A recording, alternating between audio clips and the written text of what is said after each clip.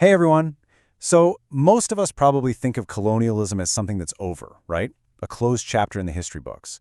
But what if let's call it the operating system of colonialism, what if that never actually went away?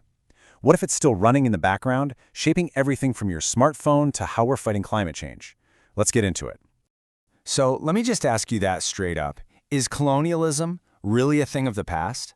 And I get it. On the surface, the answer seems like a pretty obvious yes. I mean, the great empires fell, nations celebrated their independence. That whole story feels like it's done and dusted. And, if you look at a timeline like this one, that story seems to hold up. The middle of the 20th century saw this incredible, world-changing wave of decolonization. You got India and Pakistan in 47, Ghana making history in 57, and then 1960, the year of Africa, when 17 new nations declared their independence. This was it, the official end of direct rule, the end of an era. But, and this is the big but, this is where the story takes a fascinating turn. What if we've been focusing on the wrong thing this whole time? What if colonialism wasn't just a historical event that ended, but a system of power, a kind of logic, that just put on a new disguise and is still with us right now? Okay, so let's make that shift together.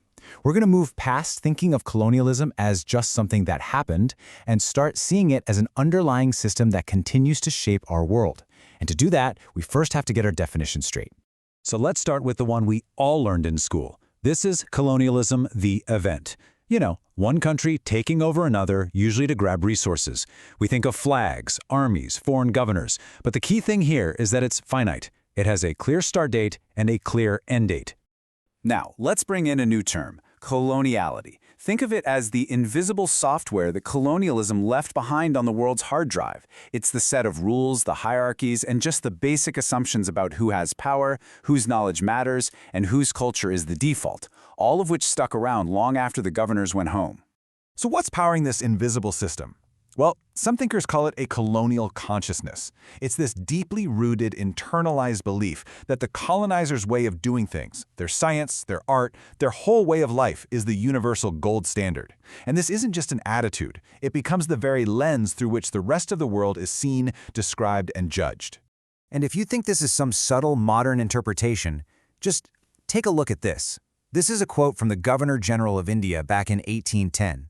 It is genuinely shocking to read, but it lays that logic of superiority bare in its rawest, most explicit form. This is the mindset we're talking about. Now, a lot of smart people are grappling with this legacy in different ways, and this table shows two major schools of thought. The key difference I want you to focus on is right there in that last row. Post-colonial theory often looks at what happened after the flags came down, but decolonial theory says, whoa, wait a second, the system never stopped. They argue it's an ongoing structure, and their goal isn't just to talk about it, but to actively de-link from it, to literally unplug from that colonial operating system for good. Okay, so if this coloniality is still here, where is it hiding? Well, our first stop is a place we all spend a lot of time, the digital world. Let's take a look at how that old logic of resource extraction got a 21st century upgrade. This slide just lays out the analogy perfectly. Back then, the resource was land, minerals, crops, taken by force. Today, the new hot resource is our personal data, our clicks, our likes, our movements, our very experience of being human. The logic is exactly the same, acquire and extract value. It's just that the tools have changed from armies to algorithms. And this brings us to this really core concept, data colonialism.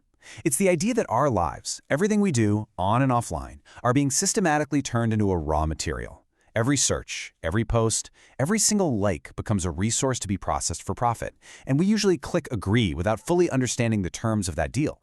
And look, this isn't just about getting targeted ads for stuff you just talked about. As scholars Lises Mejias and Nick Kudry argue, this new order has massive, real-world consequences. It's a system that funnels unbelievable wealth and power into the hands of a tiny number of companies, mostly in the global north, while creating insecure digital gig work and making global inequality even worse. But this extraction logic isn't just limited to big tech. Nope. Once you start looking for this pattern, you start seeing it woven into our global economy in some really surprising places. From international finance all the way to the fight against climate change itself. Just take a look at the data on this slide. When a country in the global north wants to fund a green energy project, they can borrow money at around 4.5%. But when a country in the global south wants to build the exact same thing, they're forced to pay more than double that rate. And this isn't based on some objective risk. It's based on credit ratings from agencies based in the north, which creates this crazy debt cycle where the people who contributed the least to the climate crisis have to pay the most to fix it. And the scale of this extraction, it is just staggering. For every single electric car sold, the company's profit is over 300 times more than what the Democratic Republic of Congo gets from mining the essential cobalt that makes the battery work in the first place. It is the classic colonial pattern. The raw material is taken, and almost all the value, all the profit is captured thousands of miles away. And yeah, this phenomenon actually has a name: green colonialism. It's this huge paradox where the well-intentioned green transition in wealthy countries is being built on the exact same old model, plundering resources from poorer nations who have to deal with the environmental and social costs, but see almost none of the benefits. But, and this is so important, this is not just a story of domination. People are actively fighting back against this. All around the world, there are these powerful movements working to dismantle these very structures we've been talking about. And this resistance is happening on so many different fronts. You see it in culture and education, with movements like #RoadsMustFall demanding that we rethink what's taught in universities. It's happening on the ground, with indigenous land back movements fighting for the return of stolen territory. And it's even happening in the digital and financial worlds, with groups creating their own data projects and plans for an African-led credit rating agency to finally escape that old system. You know, the ultimate goal for many of these movements is this idea called cognitive justice. And this is such a profound concept. It's not just about being included in the current system. It's about recognizing that there are many valid ways of knowing the world, and that the modern Western way shouldn't have a monopoly on what counts as truth. It's about creating a true ecology of knowledge. So we'll end by turning the question back to you. We've traced this colonial logic from old empires to our smartphones, and even into the green economy.